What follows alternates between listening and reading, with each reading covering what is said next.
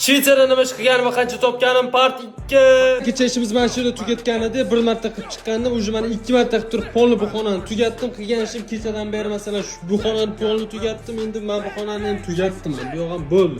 Endigi navbat men buxonaga yanoga baho berasizlar yurakchaga. Yomon chizganman, ha. Xullas egalapni yarmisi bo'ldi, mana yarmisi bu yoqqa olib tashlasam bo'ldi. Keyin esa men kuxnyaga tepada jo'nab qo'yib ishlatamiz. И всё.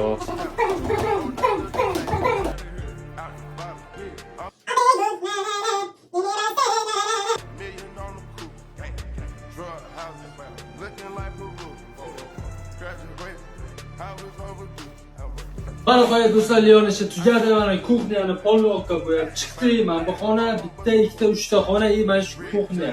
Azgincha ishi bor edi. Xullas men shuncha qilgan ishim uchun Javdatdan yo soatiga yo bo'lmasa kuniga qarab turib hisoblab o'rganib yo'q, u ham berganim yo'q. Shunchaki tanishim haqiqatdan uni ham ko'p menga yordam teggan. Masalan, mana mana shunaqa masalan yordam teggan oqlari bo'lgan. Xullas qilgan ishim uchun gazeta bir 3000 kron, 3000 kron O'zbekiston puliga bundoq qaraganda bir 4 millionni tagiga borib qoladi. 3 million 900 qanchadir ming bo'lsa kerak. Nima deysizlar, shu qilgan mehnatim 2 kundan beri shu pulga arziydimi, yo'qmi? Agarda men O'zbekistonda bironta bir tanishimga kelib sizlar ishlasanglar, sizlarga qancha miqdorda pul berishim mumkin?